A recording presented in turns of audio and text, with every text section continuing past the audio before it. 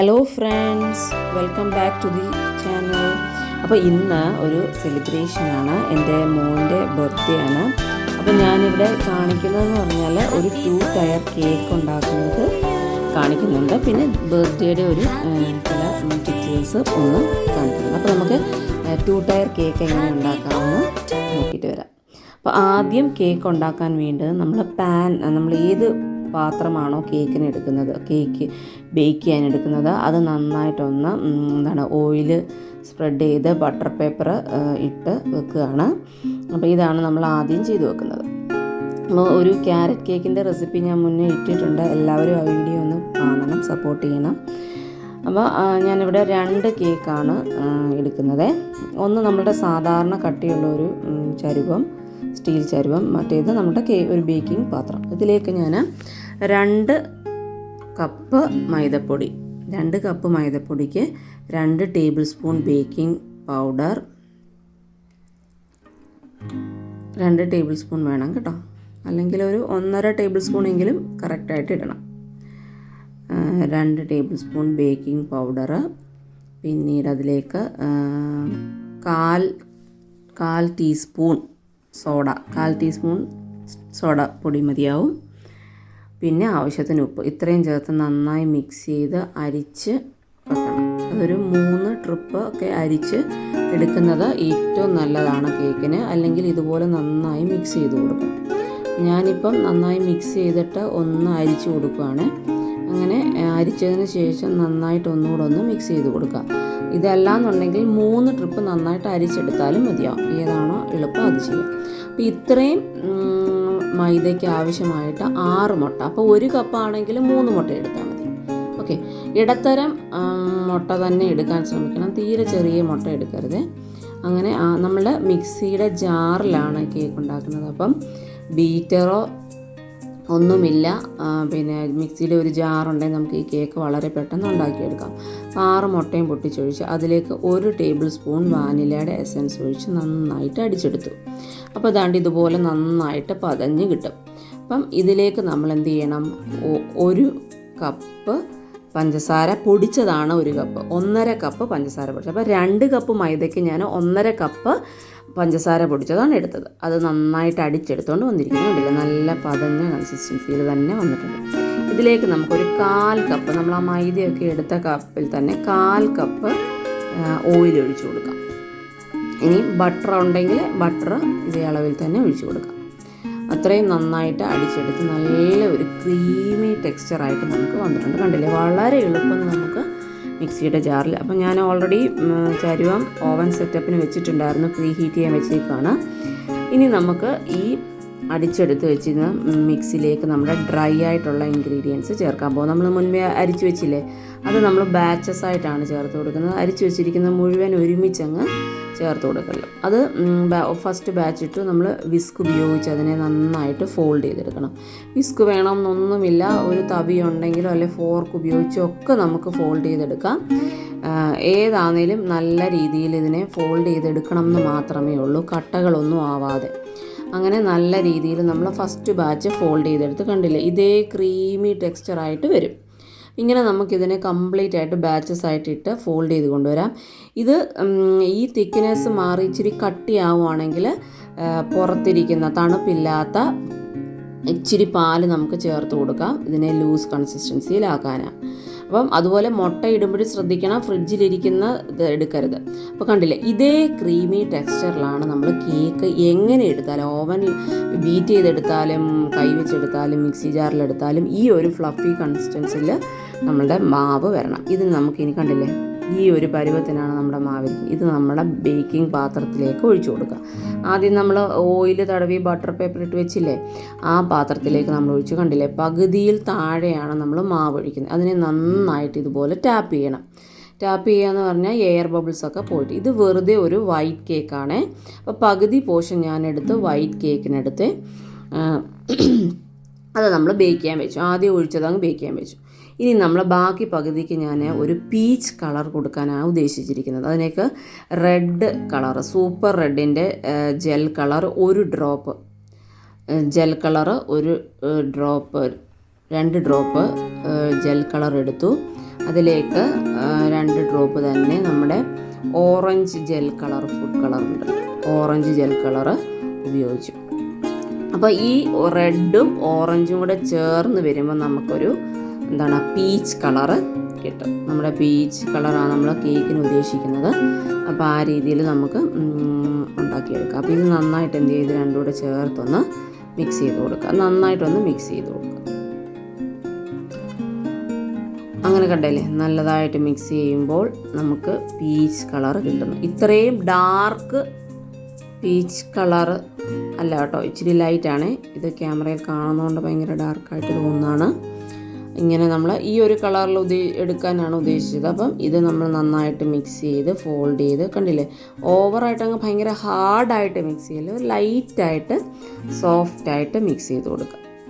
ഇനി നമുക്ക് ഈ രണ്ടാമത് നമ്മൾ ഓയിലൊക്കെ തടവി വെച്ചിരിക്കുന്ന പാത്രത്തിലേക്ക് നമ്മൾ എന്ത് ചെയ്യുന്നു, ഈ മാവിനെ ഒഴിച്ചു കൊടുത്ത് നമ്മളതിനെ ബേക്ക് ചെയ്യാൻ വെക്കണം. കണ്ടോ, ഇതാണ് രണ്ടാമത് ഞാൻ സ്റ്റീൽ ചരുവം എടുത്തിട്ട് വെച്ചിട്ടുണ്ടായിരുന്നത്. അതിൻ്റെ സൈഡിലും കൂടെ ഞാൻ ബട്ടർ പേപ്പറൊക്കെ വെച്ച് പെട്ടെന്ന് അൺമോൾഡായി കിട്ടാൻ വേണ്ടി. അപ്പോൾ നമ്മൾ ഇതിലേക്ക് കണ്ടില്ലേ, ഇതിൽ ഞാൻ പകുതിയിൽ താഴെ വെച്ചിട്ടുള്ളൂ, അത് പൊങ്ങി വരും, ഹൈറ്റിൽ തന്നെ പൊങ്ങി വരും. ഇതിനെയും ടാപ്പ് ചെയ്ത് നമ്മൾ എന്ത് ചെയ്യണം, നമ്മൾ ഓവൻ സെറ്റപ്പിൽ വെച്ചിരിക്കുന്ന ആ ഫസ്റ്റ് കേക്ക് ബേക്ക് ചെയ്യാൻ വെച്ചിട്ടുണ്ട്. അതിൻ്റെ കൂടെ തന്നെ ഞാൻ വേറെ ഒരു ചരുവത്തിലും കൂടെ ബേക്ക് ചെയ്യാൻ വെച്ചിട്ടുണ്ടായിരുന്നു കേട്ടോ. അപ്പോൾ അങ്ങനെ നമ്മൾ ബേക്ക് ചെയ്യാൻ വെച്ചു. അങ്ങനെ 2 കേക്കും നമ്മൾ അവിടെ നിന്ന് ബേക്ക് ആവട്ടെ. 30 to 40 മിനിറ്റ്സ് തുറക്കാനേ പാടില്ല. 40 മിനിറ്റ്സ് എടുക്കും ബേക്ക് ചെയ്യാൻ. കണ്ടില്ലേ, നമ്മുടെ ഫസ്റ്റ് കേക്ക് റെഡി ആയിട്ടുണ്ട്. നമ്മൾ ആ സെക്കൻഡ്ലി ഒഴിച്ചു വെച്ച കേക്ക് ഇത്. അതിന് മുമ്പേ മറ്റേ കേക്ക് എടുത്തിരുന്നു കേട്ടോ, ഞാനത് കാണിക്കാൻ വിട്ടുപോയി. ഇതിന് ശേഷമാണ് അത് വന്നിരിക്കുന്നത്. അപ്പം നമ്മളുടെ ഈ ഓറഞ്ച് കളർ കേക്ക് റെഡി ആയിട്ടുണ്ട്. കണ്ടില്ലേ, നല്ലതായിട്ട് ഹൈറ്റ് വെച്ച് പൊങ്ങി വന്നിട്ടുണ്ട്. അതുപോലെ തന്നെ നമ്മുടെ മറ്റേ റെക്റ്റാങ്കിൾ ഷേപ്പിൽ വെച്ചിരിക്കുന്ന കേക്കും സെറ്റായി വന്നിട്ടുണ്ട്. അപ്പോൾ ഈ 2 കേക്കാണ് ഞാൻ ഇന്ന് കണ്ടില്ലേ ഒരുമിച്ച് ഡോവ് എടുത്ത് ബേക്ക് ചെയ്തെടുത്ത്. ഇതിൽ വൈറ്റ് കേക്ക്, അതാണ് ഞാനിപ്പോൾ പീസ് ചെയ്യാൻ പോകുന്ന കേക്ക്. ശരിക്കും പറഞ്ഞാൽ നമ്മൾ ബർത്ത്ഡേ കേക്ക് ഉണ്ടാക്കാനല്ല. ബർത്ത്ഡേ കേക്കിൻ്റെ മുകളിലൊക്കെ ഞാൻ ഇച്ചിരി ഡെക്കറേറ്റ് ചെയ്യാൻ വേണ്ടിയിട്ട് കേക്ക് പോപ്സിൽസും കേക്ക്സിൽസും ഉണ്ടാക്കിയിട്ടുണ്ടായിരുന്നു. അപ്പോൾ അതിന് വേണ്ടിയിട്ടാണ് ഞാൻ ഈ വൈറ്റ് കേക്ക് എടുത്തിരിക്കുന്നത് കേട്ടോ. അപ്പം അതിൻ്റെ റെസിപ്പി ഞാൻ പിന്നീട് കാണിക്കുന്നതായിരിക്കും, പിന്നീട് ഒരു റെസിപ്പിയായിട്ട് ഇട്ട് തരാം. അപ്പോൾ അതിന് വേണ്ടിയിട്ടാണ് ഞാൻ ഈ വൈറ്റ് കേക്ക് എടുത്തിരിക്കുന്നത്. ഓക്കെ, അപ്പോൾ ഈ ഓറഞ്ച് കേക്കാണ് ശരിക്കും 2 ടയർ കേക്കിൻ്റെ അപ്പ് കേക്കായിട്ട് വന്നിരിക്കുന്നത്. കണ്ടില്ലേ, ഞാൻ അതൊന്ന് മുറിച്ചൊക്കെ ഒന്ന് കാണിച്ചെന്നേ ഉള്ളൂ. നല്ല അടിപൊളിയായിട്ട് വന്നിട്ടുണ്ട്, നല്ല കേക്കാണ്. ഇനി നമുക്ക് കേക്ക് ബേക്ക് ചെയ്യാനുള്ള ഫ്രോസൺ ചെയ്യാനുള്ള ഐസിങ് ചെയ്യാനുള്ള വിപ്പിംഗ് ക്രീമാണ് ഇപ്പോൾ എടുത്തിരിക്കുന്നത്. 2 കപ്പ് വിപ്പിംഗ് ക്രീം.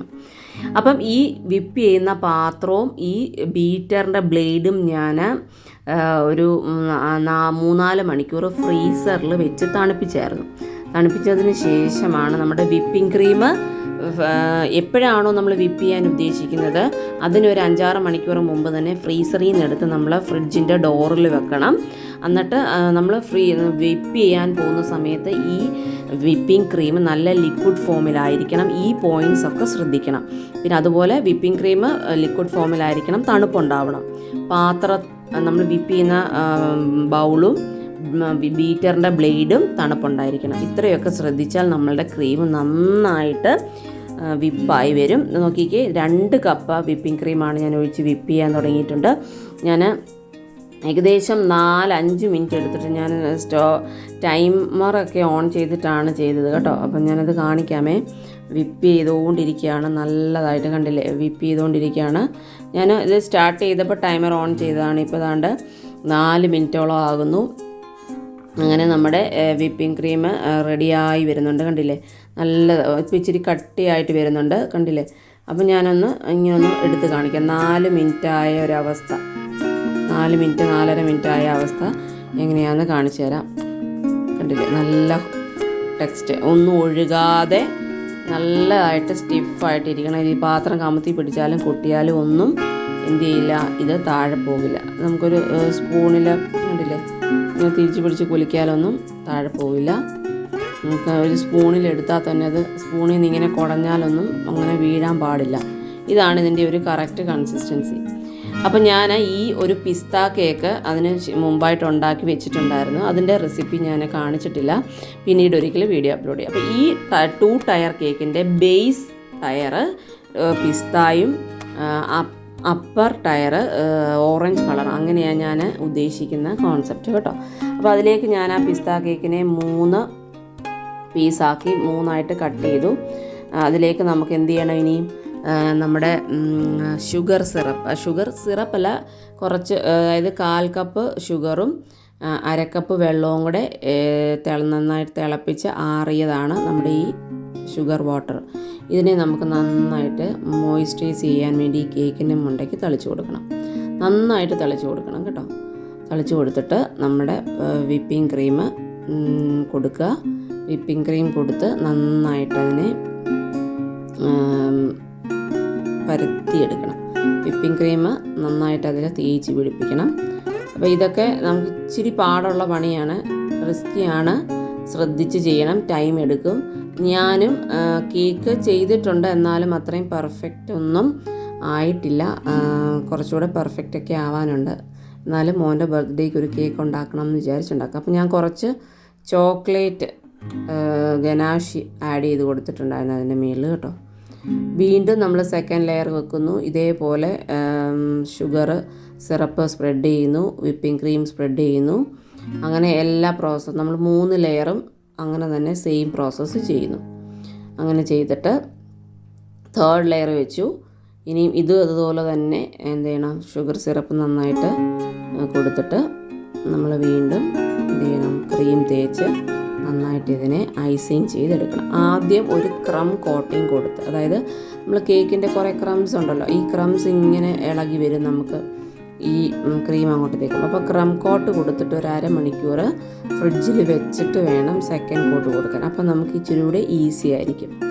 അങ്ങനെ ക്രം കോട്ട് നന്നായിട്ട് കൊടുത്തതിന് ശേഷം ഞാൻ ഒരു 1/2 മണിക്കൂർ ഫ്രിഡ്ജിലേക്ക് വെച്ചു. ഇതിനെ ഒരു 1/2 മണിക്കൂറിന് ശേഷമാണ് അടുത്ത സെക്കൻഡ് ലെയർ കോട്ടിങ് കൊടുക്കുന്നത്. ആ സമയം കൊണ്ട് അടുത്ത 2ാമത്തെ കേക്ക് ഞാൻ ലെയർ ചെയ്ത് അത് ഞാൻ ഐസിങ് ചെയ്യാൻ മുമ്പേ ചെയ്ത അതേ പ്രോസസ്സ് തന്നെ. ഫസ്റ്റ് ലെയർ വെക്കുന്നു, ഷുഗറിൻ്റെ സിറപ്പ് ഒഴിക്കുന്നു, ക്രീം തേക്കുന്നു, പിന്നെയും അടുത്ത ലെയർ വെക്കുന്നു. അങ്ങനെ ഇതിനും ഞാൻ ക്രം കോട്ട് കൊടുത്തു. ഇതൊരു 1/2 മണിക്കൂറത്തേക്ക് ഫ്രിഡ്ജിലേക്ക് വെക്കാം. ക്രം കോട്ട് കൊടുത്ത് ഫ്രിഡ്ജിൽ വെച്ചതിന് ശേഷം നമ്മൾ എന്ത് ചെയ്യണം, സെക്കൻഡ് ലെയർ കൊടുക്കാനെ കൊണ്ട് ചെയ്യണം. അപ്പോൾ ഇത് ഞാൻ ഇതിൻ്റെ ഔട്ട്സൈഡ് ഭയങ്കര സ്മൂത്തായിട്ടൊന്നും എടുത്തിട്ടില്ല, കാരണം എനിക്കിതിൻ്റെ മുകളിൽ വേറൊരു ഡിസൈൻ കൊടുക്കാനാണ്. അപ്പം ആ ഡിസൈൻ കൊടുക്കേണ്ടത് കൊണ്ട് ഭയങ്കര ഫിനിഷിംഗ് ഒന്നും വന്നിട്ടില്ല. അല്ലെങ്കിലും അത്ര അങ്ങോട്ട് ഫിനിഷിംഗ് ഒന്നും ഞാൻ ചെയ്യാറായിട്ടില്ല കേട്ടോ. അപ്പം അത്ര ഫിനിഷിംഗ് ഒന്നുമില്ല, എന്നാലും പറ്റുന്നത് പോലെ ടൈം എടുത്ത് തന്നെ അത്യാവശ്യം ഫിനിഷ് ചെയ്ത് കൊണ്ടുവന്നിട്ടുണ്ട്. അങ്ങനെ ഞാൻ പിസ്ത കേക്കും ഇതുപോലെ ഇതിൻ്റെ ഇടയ്ക്ക് ഫിനിഷ് ചെയ്യണം. ഇതുപോലെ സെക്കൻഡ് ലെയർ ചെയ്യണം. ഇത് സെക്കൻഡ് ലെയർ ചെയ്തു. പിസ്തായുടെ കേക്കും സെക്കൻഡ് ലെയർ ചെയ്തിരുന്നു കേട്ടോ. അങ്ങനെ നമുക്ക് 2 കേക്കും ഏകദേശം ഞാനൊന്ന് ലെയർ ചെയ്ത് വൃത്തിയാക്കി കൊണ്ടുവന്നിട്ടുണ്ട്. ഇതിനെ നമുക്കിനി 2 ടയർ ആക്കണം. അപ്പോൾ 2 കേക്കും ഫസ്റ്റ് ലെയർ കൊടുത്ത് ഫ്രിഡ്ജിൽ വെച്ചതിന് ശേഷമാണ് ഒന്നൊന്നിൻ്റെ മുകളിലേക്ക് നമ്മൾ ഫിക്സ് ചെയ്യുന്നത്. അങ്ങനെ 2 ഞാനൊരുവിധം റെഡിയാക്കിയിട്ട് എന്ത് ചെയ്തു, 2 കേക്ക് ഞാനൊന്ന് ഫിക്സ് ചെയ്തു. അപ്പോൾ ഫിക്സ് ചെയ്യുമ്പോൾ നമ്മൾ സെക്കൻഡ് കേക്ക് വെച്ചിട്ട് കണ്ടില്ലേ, ഞാൻ മുകളിൽ നമ്മളുടെ ഒരു ടൂത്ത് പിക്ക്, ഒരു 5 ടൂത്ത് പിക്ക് വെച്ച് ഞാൻ ആ സെൻറ്ററിൽ ഫിക്സ് ചെയ്തിട്ടുണ്ട്. സെൻറ്ററിൽ 1, 2 സൈഡിലായിട്ട് 2, അങ്ങനെ 5 ടൂത്ത് പിക്ക് വെച്ച് ഞാൻ ഫിക്സ് ചെയ്താണ്. അപ്പോൾ നമ്മളുടെ ഈ കേക്ക് അനങ്ങത്തേ ഇല്ല. അങ്ങനെ ഫിക്സ് ചെയ്തില്ല എന്നുണ്ടെങ്കിൽ ചിലപ്പോൾ നമ്മൾ ഫ്രിഡ്ജിൽ നിന്നൊക്കെ പുറത്തെടുത്ത് കഴിയുമ്പോൾ ഈ കേക്ക് എന്ത് ചെയ്യാം, ഇങ്ങനെ പൊളിഞ്ഞു വീഴാനുള്ള ചാൻസ് ഉണ്ട്. അതുകൊണ്ട് ഇങ്ങനെ ചെയ്യണം.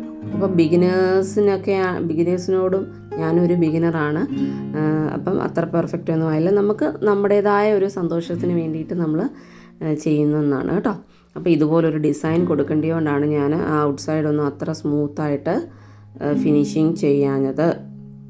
ഓക്കെ, അങ്ങനെ ഞാൻ ഈ ഡിസൈനൊക്കെ കൊടുത്ത് ലെറ്റേഴ്സൊക്കെ ഞാൻ ഓൾറെഡി മോൾഡ് വാങ്ങിച്ചിട്ടുണ്ടായിരുന്നു. ആ മോൾഡിൽ ചോക്ലേറ്റ് പേസ്റ്റ് ചെയ്ത് ഇത് വെച്ചിരിക്കുന്നതെല്ലാം മോൾഡ് ഉപയോഗിച്ച് ചെയ്തതാണ്. ആ മോൾഡ് എങ്ങനെ ചെയ്യുന്നതെന്നൊക്കെ ഞാൻ പിന്നീട് ഒരിക്കൽ വീഡിയോ ഇടുന്നതായിരിക്കും. അങ്ങനെ ഞാൻ ഉദ്ദേശിച്ച ഡിസൈനൊക്കെ ചെയ്ത് മോൻ്റെ പേരൊക്കെ എഴുതി നല്ലതായിട്ട് കൊണ്ടുവന്നിട്ടുണ്ട്. ഇനി മുകളിൽ കുറച്ച് അലങ്കാരമുണ്ട് കേട്ടോ, അതുകൊണ്ട് ആ മുകളിലൊന്നും ചെയ്യാൻ ഇത്രയും ഡിസൈൻ ചെയ്തു. ഇതാണ് നമ്മുടെ final look of the cake. കണ്ടില്ലേ, മുകളിൽ ഞാൻ പോപ്സിൽസും ഒക്കെ വെച്ചിട്ടുണ്ട്, കേക്കിൻ്റെ പോപ്സിൽസ് വെച്ചിട്ടുണ്ട്, ബർത്ത്ഡേയുടെ ഇത് വെച്ചിട്ടുണ്ട്, സൈഡിൽ ഞാനൊരു കപ്പ് കേക്ക് ഡിസൈൻ ചെയ്തിട്ടുണ്ട്.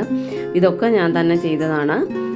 അപ്പം എല്ലാവരും കണ്ടില്ലേ, നമുക്ക് സിമ്പിളായിട്ട് തന്നെ നമുക്ക് വീട്ടിൽ ഉണ്ടാക്കിയെടുക്കാം. Happy birthday to you. May good luck go with you. Happy birthday to you. Happy birthday to you. Happy birthday